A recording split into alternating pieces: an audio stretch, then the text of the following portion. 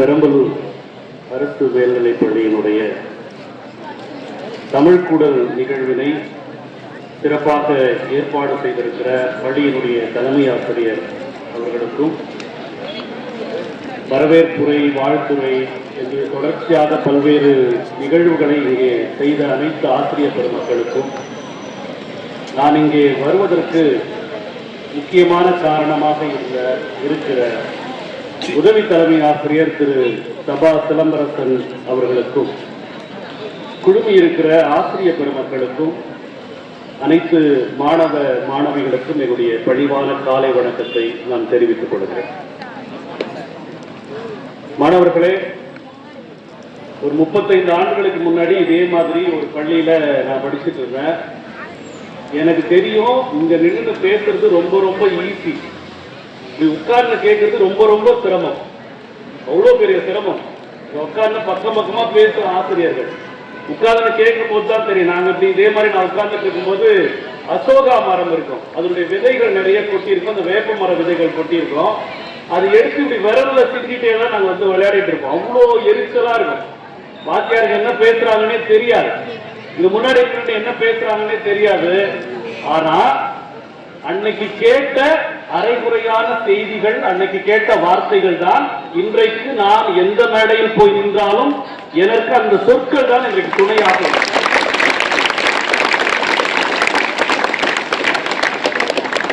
நான் நிறைய பள்ளிகளுக்கு போறேன். முதல்ல ஒரு பள்ளியில தமிழ்த்தாய் வாழ்த்து ஒரு ஆசிரியர் நின்று பாட, அனைத்து மாணவர்களும் பாடுகிற ஒரு சூழலை இந்த பள்ளியில தான் நான் பார்த்தேன். ரொம்ப மகிழ்ச்சியா இருக்குது. அந்த நிகழ்வு வந்து ரொம்ப மகிழ்ச்சி. ஏன்னா இப்ப எல்லாமே ரெக்கார்ட் ஆயிடுச்சு. பிளே பண்ணாங்கன்னா அது மாதிரி தமிழ்த்தாய் வாழ்த்து போகும், தேசிய கீதம் போகும், யாருமே பாட மாட்டாங்க, யாருக்கும் வாயில நுழையாது. இப்போ முதல்ல ஒரு பள்ளிக்கூடத்துல ஒரு ஆசிரியர் பாட அனைத்து மாணவர்களும் பாடுகிற ஒரு சூழலை இந்த பள்ளியில நான் பார்க்கிறேன்.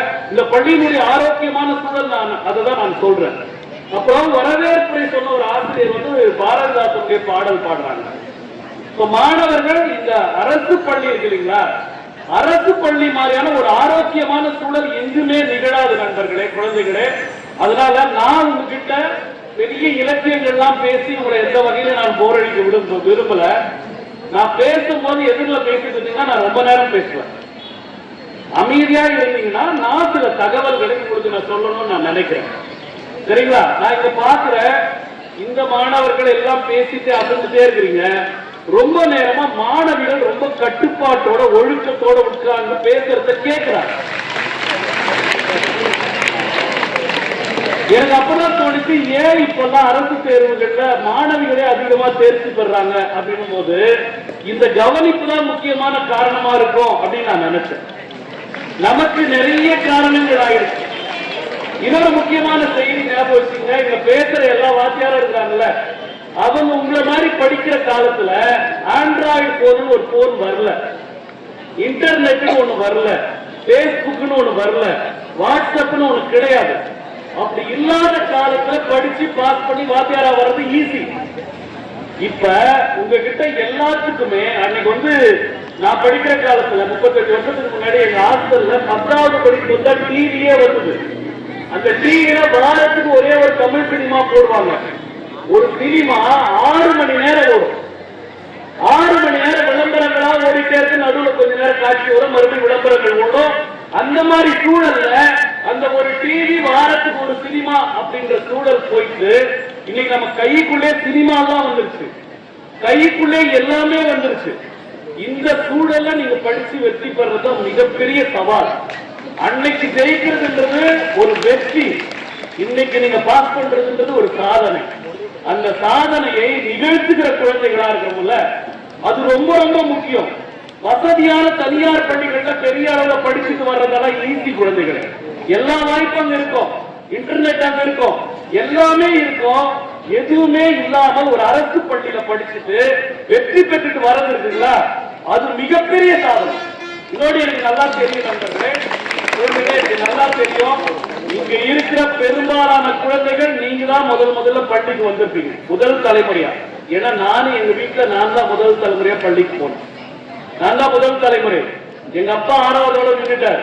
எங்க தாத்தா 3வதோட சரி, எங்க தாத்தாக்கு அப்புறம் யாரும் படிக்கவே கிடையாது. அப்ப யாருமே படிக்க கூடாதுன்னு கல்வி கொடுக்காத சூழல் ஒண்ணு இருக்குது. யாருமே படிக்கூடாது, இவங்கதான் படிக்கணும், இவங்களுக்கு மட்டும்தான் படிப்பு வரும், மற்ற யாருக்கு படிப்பு வராதுன்னு சொல்லிட்டு ஒரு சூழல் இருக்குது. இன்னொரு முக்கியமான செய்தி குழந்தைகளே, நான் சொல்ல உங்களுக்கு இப்ப புரியலனாலும் பின்னால இந்த சொற்கள் உங்களுக்கு புரியும். ஒரு நேரத்துல இங்க நீங்க தமிழ் படிக்கணும்னா கூட சான்ஸ்கிரிட் படிச்சாதான் நீங்க தமிழ் படிக்கணும். நீங்க டாக்டர் படிக்கணும்னா கூட சான்ஸ்கிரிட் படிச்சாதான், வடமொழி படிச்சாதான் நீங்க டாக்டருக்கு படிக்க முடியும். எது படிச்சாலும் வடமொழி படிச்சாதான் நீங்க படிக்க முடியும் என்ற ஒரு சூழல் இருந்தது. அந்த சூழல் 1922ல நீதி கட்சி அப்படின்ற ஒரு கட்சி இங்க ஆட்சிக்கு வந்து அவங்க தான் சாதாரண ஏழை பிள்ளைகள் படிக்கலாம் அப்படின்ற ஒரு சூழலை கொண்டு வந்தாங்க. சான்ஸ்கிரிட் தான் படிக்கணும்னு அவசியம் இல்ல, நேரா தமிழ் படிக்கலாம் அப்படின்ற ஒரு சூழலை கொண்டு வந்தாங்க. உங்களுக்கு தெரியுமா, உங்க முன்னாடி நான் பேசிட்டு இருக்கிறேன்ல, நான் 10வதுல 2 வருஷம் ஃபெயில் ஆனேன். 2 வருஷம் என்ன பாடம் தெரியுங்களா? இங்கிலீஷ்ல ஃபெயில் ஆனேன். இங்கிலீஷ மறுபடியும் எழுதி பாஸ் பண்ண முடியாம இருந்த ஒரு சூழல்.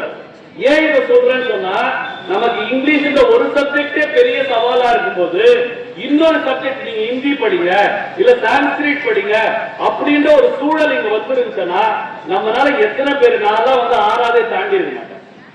6வதே தாண்டி இருக்க முடியாது. ஏன்னா 2 மொழி படிக்கிறதே சிரமமா இருக்கு. 3வது மொழி, எனக்கு 4 மொழி பேச தெரியும், அது என்னுடைய விருப்பம். எனக்கு தெலுங்கு பேச தெரியும், கன்னடா பேச தெரியும், அது எனக்கான விருப்பம். ஆனா இதை படிச்சாதான் நீ 6வது படிக்கணும், இதை படிச்சாதான் நீ 8வது படிக்கணும்ன்ற ஒரு சூழல் இருந்துச்சுன்னா நம்ம எல்லாம் படிக்கவே முடியாது. அப்ப நீங்க நல்லா புரிஞ்சுக்க வேண்டியது, உங்க அப்பாவுக்கு கிடைக்காத, உங்க அம்மாவுக்கு கிடைக்காத, உங்க தாத்தா பாட்டி கிடைக்காத ஒரு வாய்ப்பு, இவ்வளவு பெரிய பள்ளியில சேர்ந்து படிக்கிற ஒரு மிகப்பெரிய வாய்ப்பை இந்த அரசு, இந்த சமூகம் உங்களுக்கு ஏற்படுத்தி கொடுத்துருக்கு. அப்ப இதை நீங்க என்ன பண்ண போறீங்க அப்படின்றது மிக முக்கியமானது.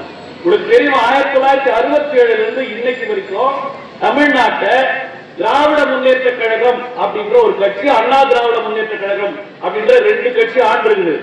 இந்த 2 கட்சி ஆண்டதுக்கு என்ன ஒரே ஒரு காரணம் தெரியுங்களா? இந்த 2 கட்சி ஆண்டதுக்கு ஒரே காரணம், அவங்க பேசுற தமிழ் மட்டும்தான், வெறும் தமிழ் மட்டும்தான். நீங்க தமிழ் சிறப்பாக பேசினால் உலகத்தில் எந்த உயரத்திற்கும் நீங்கள் போகலாம். எனக்கு 6வது படிக்கும்போது ரகரமே வராது, நான் பழம்னு சொல்லவே மாட்டேன், பழம் அப்படிதான் சொல்றேன், வாழைப்பழம் வராது 6வது படிக்கும்போது. ஆனா நான் எப்ப தமிழை சுத்தமா பேச கத்துக்கிட்டனோ, எப்ப தமிழை வாசிக்க கத்துக்கிட்டனோ, அதற்கு பிறகு 10வதுல 2 வருஷம் ஃபெயில் ஆன நான் உலகம் முழுக்க இருக்கிற எல்லா இடங்களிலும் போய் பேசுகிற வாய்ப்பை இந்த தமிழ் எனக்கு தந்திருக்கிறது. அப்ப நாம என்ன சொல்லணும்னா, அரசு பள்ளியில படிக்கிறது மிகப்பெரிய பெருமையாக நாம நினைக்கணும், மிகப்பெரிய பெருமை. ஏன்னா 1வது இடத்துல இருந்து ஜெயிக்கிறது மிகப்பெரிய சாதனை. உங்களுக்கு தெரியுமா, இன்னைக்கு அமெரிக்கால அம்பேத்கருடைய மிகப்பெரிய சிலையை திறக்க போறாங்க. 19 அடி மிகப்பெரிய சிலை, உலகத்திலேயே இல்லாத உயரமான ஒரு சிலையை அம்பேத்கருக்கு அமெரிக்கால திறக்கிறாங்க. அமெரிக்காவுக்கு அம்பேத்கருக்கு என்ன சம்பந்தம்? எதுக்கு அம்பேத்கருக்கு அமெரிக்கால சிலை? இந்த நம்மூர்ல வச்சிருக்கிற சிலையை கூட்டுக்குள்ள வச்சிருக்காங்க. அமெரிக்கால அம்பேத்கருக்கு எதுக்கு சிலை அப்படின்னு சொன்னா, அம்பேத்கர் படித்த கல்விக்காக அம்பேத்கருக்கு அமெரிக்காவில் சிலை வைக்கிறாங்க. அவரை படிக்க கூடாதுன்னு யாருமே சொல்லல. அம்பேத்கரை உனக்கு படிப்பு வராதுன்னு சொன்னாங்க. எனக்கு நீ வராதுன்னு சொல்றல, அதுல நான் ஜெயிச்சு காட்டுறேன்னு சொல்லி இன்றைக்கு உலகத்தில் அம்பேத்கருக்கு இணையான ஒரு அறிஞர் இல்லை என்பதை உலகம் முழுக்க ஒவ்வொரு ஏப்ரல் மாசம் 14ஆம் தேதி வரும்போதும் உலகத்தில் ஏதோ ஒரு நாட்டுல, ஏதோ ஒரு கல்லூரியில, ஏதோ ஒரு பல்கலைக்கழகத்துல அம்பேத்கருடைய சிலையை நிறுவுகிறார்கள். ஏதோ ஒரு ஆஸ்திரேலியால, கேரளால, எல்லா இடங்களிலும் அம்பேத்கருடைய சிலையை நிறுவுகிறார்கள். அதற்கு ஒரே காரணம், அம்பேத்கர் நீ எனக்கு எது வராதுன்னு சொன்னியோ அதில் நான் ஜெயிக்கிறேன்னு சொல்லி கல்வியினுடைய உயரத்திற்கு, உச்சத்திற்கு அம்பேத்கர் போய் நின்ற வெற்றி தான். அம்பேத்கர் இறந்து ஏறக்குறைய 70 ஆண்டுகளுக்கு பிறகும் அம்பேத்கருக்கு உலகத்தில் அரங்குகள் திறந்து கொண்டே இருக்கு. அப்ப இது வேற எதுக்குமே கிடைக்காது. இந்த வாய்ப்பு வேற எதிலுமே கிடைக்காது, கல்வியால மட்டும்தான் கிடைக்கும். நீங்க வெற்றி பெறுவது என்பது இங்க 2 விஷயம் இருக்கு. இந்த வயசு இருக்குல்ல, இந்த வயது மாணவர்களாக நாம் படிக்க வேண்டிய வயது. நமக்கு என்ன வாய்ப்பு இந்த மீடியா கொடுக்குதுன்னு சொன்னா, இந்த வயசுல, இந்த அடுத்த வயசுல இன்னும் 10 வருஷத்துக்கு பிறகு வாழ வேண்டிய வாழ்க்கைய இப்போவே வாழ வைக்கிற, இப்போவே வாழ தூண்டுகிற ஒரு வேலையை இந்த மீடியா நமக்கு கொடுக்குது. ஆனா நாம செய்ய வேண்டியது இந்த வயதை மீறிய உழைப்பை கொடுக்கணுமே தவிர இந்த வயதை மீறிய வாழ்க்கையை வாழ்றதுக்கு நம்ம யோசிக்கவே கூடாது. உங்களுக்கு தெரியும், சமீபத்தில் ஒரு நடிகனுடைய படம் ரிலீஸ் ஆகுது. அந்த ரிலீஸ் ஆன படத்துக்கு ஒரு பையன், ஒரு இளைஞன் கிரேன்ல தொங்கிட்டு போய் பாலாபிஷேகம் பண்றதுக்கு போனான் சென்னையில. அது தவறி விழுந்து செத்து போயிட்டான். ஒரு 2-3 மாதத்துக்கு முன்னாடி. அவன் அவங்க அப்பா அம்மாவுக்கு ஒரே பையன், அவங்க அப்பா அம்மாவுக்கு ஒரே பையன். அவன் இப்படியா அந்த கிரேன்ல போய் அப்படி பண்ணும் போது இன்னைக்கு அவங்க அப்பா அம்மா நடு ரோட்ல நின்றுட்டாங்க. எந்த நடிகனும் அவங்க கிட்ட நிக்கல, எந்த நடிகனும் அவங்க அப்பா அம்மாக்கு ஆதரவாதி இல்ல. அந்த இளைஞன் அவன் படிக்க வேண்டிய வயசை விட்டுட்டு யாரோ ஒருத்தனுக்கு போய் மாலை போட, யாரோ ஒருத்தனுக்கு போய் அபிஷேகம் பண்ற அந்த ஒரு ஆட்டிடியூட் வந்ததுனால அவன் செத்தே போயிட்டான். உங்களுக்கு ஒண்ணு தெரியுமா, நாம நம்முடைய பொன்னான நேரம், நம்முடைய உயிரான நேரங்களை கொடுத்து கிரிக்கெட்டை பாக்குறோம், ஒரு நடிகனை ரசிக்கிறோம். ஒரு நடிகரை ரசிக்கிறோம் இல்ல, அந்த நடிகனுக்கு இன்னைக்கு 135 கோடி ரூபாய் சம்பளம். ஒரு படத்துக்கு 135 கோடி ரூபாய் சம்பளம். 135 கோடி ரூபாய் வாங்கிக்கிட்டு அவன் ஆடுற டான்ஸ, அவன் சண்டை போடுறதா காட்டுற ஒரு காட்சிய நம்ம பார்த்துக்கிட்டு இருக்கிறோம். ஆனா நம்முடைய நேரங்கள் வீணாயிட்டே இருக்கு. நம்மளால ஒரு கோடி எப்படி இருக்குன்னு தெரியாது. அவனுக்கு உலகம் முழுக்க அரங்கம், உலகம் முழுக்க அவனுக்கு அரங்கம், உலகம் முழுக்க அவனுக்கு அறிமுகம். ஆனால் அதற்கு அவன் 135 கோடி ரூபாயை ஒரு படத்துக்கு அவன் வாங்குறான். நாம அவர் வேடிக்கை பார்த்துட்டு, ஒரு கிரிக்கெட் பிளேயர் இன்னைக்கு விளையாடுறாங்க, அவனுக்கு 10,000 கோடி பணம். நாம அதை வேடிக்கை மட்டுமே பார்த்துட்டு இருக்கிறோம். எப்பவுமே ஒண்ணு தெரிஞ்சுங்க, வேடிக்கை பார்க்கறோம்னா நம்ம மாறிட்டோம்னா காலம் முழுக்க வேடிக்கை பார்க்கறோம்னா மட்டுமே இருக்கும். எப்ப நாம அந்த அரங்கத்துல நான் ஒரு ஆளா நிக்கிறனோ அன்னைக்கு மட்டும் உலகம். உலகத்தை நான் திருப்பி பார்க்கிற மாதிரி வாழணும். அம்பேத்கர் சொன்னல, அம்பேத்கர் அவன் வீட்டுல 14 பிள்ளைகள், 14வது பிள்ளை அம்பேத்கர். படிக்க வாய்ப்பு வசதியே கிடையாது. அவர் எந்த பள்ளிக்கூடத்திலும் சேர்க்கவே மாட்டாங்க. நீங்க புரிஞ்சுக்க, இப்ப இங்க உட்கார்ந்துட்டு இருக்கிறீங்க ஒரு வகுப்பறை, இந்த வகுப்பறையில எல்லாம் உட்கார்ந்துட்டு இருப்பாங்க. அம்பேத்கர் ஒரு கோணி பைய அவரே கொண்டு வந்து தனியா போட்டு அவர் அங்க உட்கார்ந்து, அவரே அந்த கோணி பைய மறுபடியும் எடுத்துட்டு போயிடுவார். அம்பேத்கர் கிட்ட யாரும் கேள்வி கேட்க மாட்டாங்க. ஏன்னா கேள்வி கேட்டு அவர் பதில் சொன்னா அந்த பதில் எச்சில் மற்றவங்க மேல பட்டா தீட்டாயிரும் சொல்லி அம்பேத்கர் கிட்ட கேள்வியே கேட்க மாட்டாங்க. நீங்க நினைச்சு பாருங்க குழந்தைகளே, இன்னைக்கு இப்படி ஒரு வகுப்பறையில நம்ம தனியா உட்கார வச்சு கோணிப்பையை போட்டு உட்கார வச்சு மறுபடியும் அந்த கோணிப்பையை நம்ம எடுத்துட்டு போனோம் அப்படின்ற ஒரு சூழல் தான் எத்தனை பேர் பள்ளிக்கூடத்துக்கு வருவோம், எத்தனை பேர் பள்ளிக்கூடத்துக்கு வருவோம். எனக்கு ஏண்டா அந்த பள்ளி, எனக்கு எந்த கூலி வேலை செஞ்சு கூட பழச்சுக்கிற அப்படின்னு நம்ம போயிட்டு இருப்போம்ல.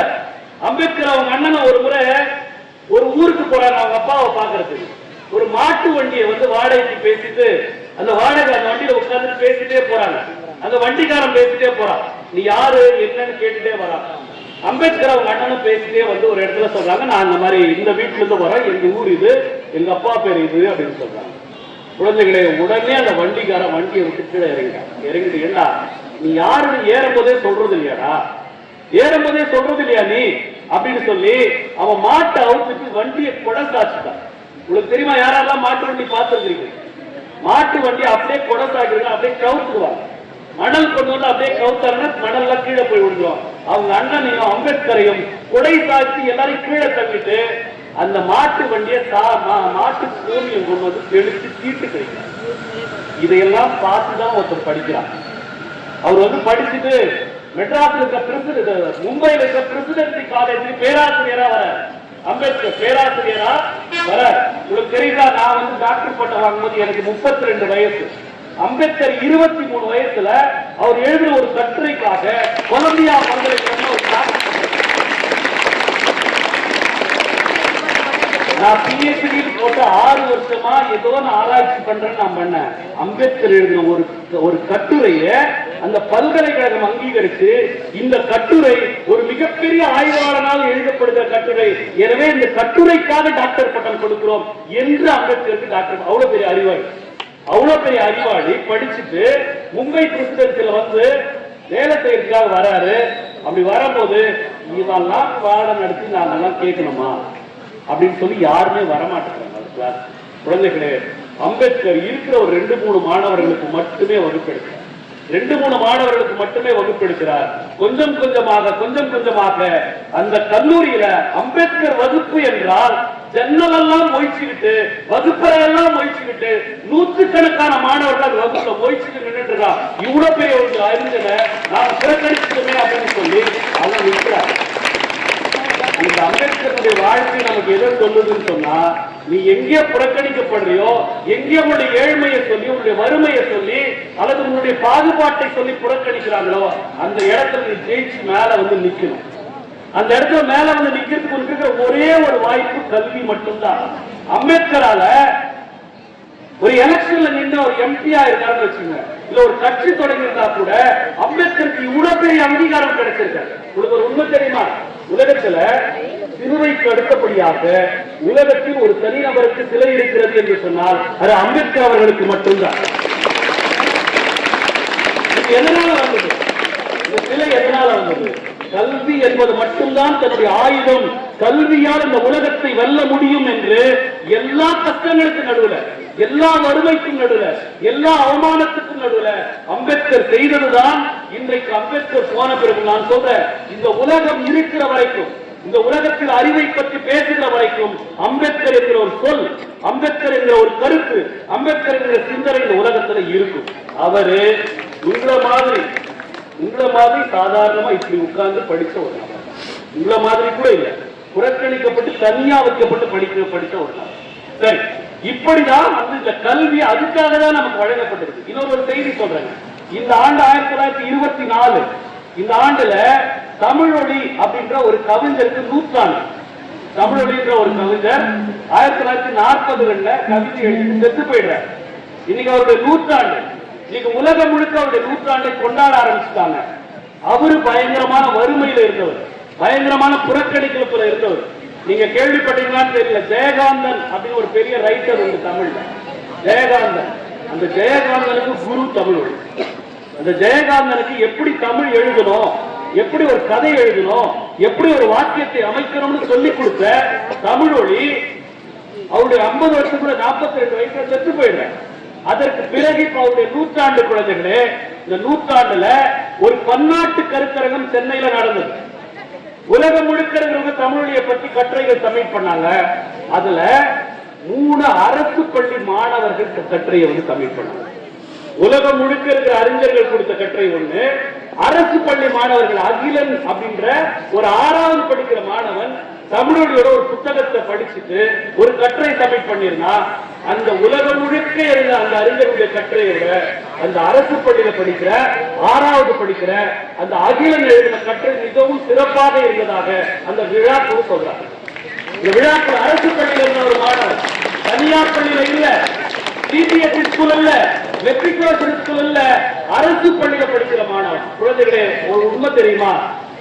சிபிஎஸ்இல, மெட்ரிகுலேஷன்ல, தனியார்ல படிக்கிறவங்க வசதியா படிக்கலாம், ஆனா அவங்களுக்கு வாழ்க்கை அனுபவங்கள் கிடையாது. நமக்கு வாழ்க்கை அனுபவங்கள் உண்டு. நம்ம அப்பா என்ன கஷ்டப்படுறாரு நமக்கு தெரியும், நம்ம அம்மா என்ன கஷ்டப்படுறாங்க அப்படின்னு நமக்கு தெரியும், நம்ம அம்மா எவ்வளவு துன்பப்படுறாங்க அப்படின்னு நமக்கு தெரியும். அந்த அனுபவங்களை நமக்கு கொடுக்கிற அந்த அனுபவத்தை நான் வந்து 1997 நான் டிவியில பேச ஆரம்பிச்சேன்.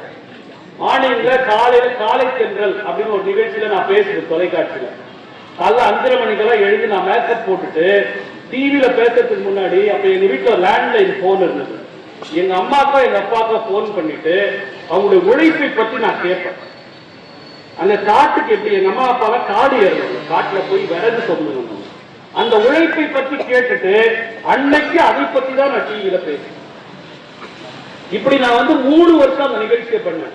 3 வருஷமும் என்னுடைய அப்பா அம்மா, என்னுடைய தாத்தா பாட்டியினுடைய வலிகளை, அந்த வலிகளை தான் நான் டிவியில வந்து செய்தியா சொன்னேன். அந்த காலகட்டங்கள்ல மற்ற எல்லாரையும் விட நான் பேசுறது ரொம்ப உன்னதமா இருந்தது அப்படின்னு தொலைக்காட்சியில் எல்லாருமே சொன்னாங்க. அதுக்கு ஒரே காரணம், அது என்னுடைய சொந்த வலிகள். அப்ப அரசு பள்ளியில் படிக்கிற மாணவர்கள் நம்முடைய சொந்த வலிகளை, நம்முடைய சொந்த அனுபவங்களை பேசுறதுக்கு எல்லாரும் சொன்னாங்கல்ல. நான் வந்து கரியோடன் அப்படின்னு ஒரு நூல் எழுதினேன் அப்படின்னு சொல்லிட்டு, அந்த கரியோடன் நூல் எழுதுறதுக்கு என்ன தெரியுமா காரணம்? நான் 10 வயசுல ஹாஸ்டலுக்கு போயிட்டேன். 10 வயசுல ஹாஸ்டலுக்கு போயிட்டு அந்த ஹாஸ்டல்ல என்னுடைய அப்பா அம்மாக்கு நான் கடிதம் எழுதுவேன். என் அப்பா அம்மாக்கு நான் கடிதம் எழுதுவேன். இன்னைக்கு எனக்கு எந்த தடுமாற்றமும் இல்லை. எந்த ஃபார்ம் ஃபில்அப் பண்ணாலும் என்னால பண்ண முடியும், எந்த கடிதம் எழுதினாலும் என்னால எழுத முடியும். இந்த கடிதம் எழுதுற அனுபவத்தை அந்த 10 வயசு எனக்கு கொடுத்துச்சு. இங்க எத்தனை குழந்தைகளுக்கு உங்க அப்பா அம்மாக்கு கடிதம் எழுதுற அனுபவம் இருக்கு? எத்தனை குழந்தைகளுக்கு உங்கள் ஆசிரியருக்கு கடிதம் எழுதுற அனுபவம் இருக்கு? எனக்கு ரொம்ப மகிழ்ச்சியா இருந்தது. உங்க பள்ளியினுடைய உதவியாளரை கூட்டு முன்னாடி நிற்கும் போது அவ்வளவு மாணவர்களை கை தட்டி ஆரவாரம் பண்ணீங்க. ரொம்ப மகிழ்ச்சியா இருந்தது எனக்கு. அப்பதான் நான் யோசிச்சேன், ஒரு சாதாரண மனிதர் எவ்வளவு பெரிய தாக்கத்தை நம்ம கிட்ட உருவாக்குறாரு. உங்களுக்கு தெரியுமா, அப்துல் கலாம் அந்த அணு ஆய்வு சோதனை ஜெயிச்ச பிறகு, வெற்றி பெற்ற பிறகு அப்துல் கலாமை கூப்பிட்டு அந்த சோதனையை செய்தவங்க அந்த டீமை கூப்பிட்டு பிபிசி வந்து ஒரு போட்டோ எடுத்துதான் கூப்பிட்டாங்க. அப்படி கூப்பிட்டப்ப எல்லாரும் வந்து நின்றுட்டாங்க. சரி போட்டோ எடுக்கலாம் அப்படின்னு சொன்னப்ப அப்துல் கலாம் சொன்னார், இல்ல இல்ல ஒரு நிமிஷம் இருங்க அப்படின்னு சொல்லி அந்த சோதனை கூடத்தை சுத்தி பெருக்கி சுத்தம் பண்றவர் இருக்காருல்ல, அவரை கூட்ட சொன்னார். அந்த பெருக்கி சுத்தம் பண்ற அவரை கூட்ட சொன்னார். அவரை கூப்பிட்டுங்க, அவரு சரியா இந்த இடத்த சுத்தமா வச்சுக்கலன்னா இந்த சோதனையை நாங்க செஞ்சே இருக்க முடியாது, அவனால அவர் இல்லாம இந்த போட்டோ வந்து முழுமை அடையாது, அவரை கூப்பிடுங்கன்னு சொல்லி கூப்பிட்டு முன்னாடி நின்று அந்த போட்டோவை அப்துல் கலாம் எடுக்க வச்சாரு. அப்படி ஒரு காட்சியா தான் உங்க உதவியாளருக்கு